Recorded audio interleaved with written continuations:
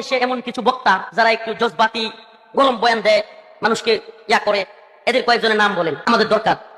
আমি সর্বপ্রথম আমার নাম বলছি। হুজুর আমরা তো আমরা ধরছি আছেই, অন্যদের নাম বলেন। এরপরে আমি একজন পীর সাহেবের নাম লিখছি, সত্যি কথা বলে। এরপরে মামুন সাহেব হুজুরের নাম লিখছি, এরপরে বনবী ভাই, আসলে যাদের নাম লিখছি মোটামুটি সবাই গ্রেফতার। তো আল্লাহি একটু বাড়ায় বলতেছি না, আবারও কসম করে বলতেছি, আমি তো চালাকি করছিলাম যে ওনাদের ব্যাপারে অনেক কিছু শুনি আছে, একটু দেখি তো।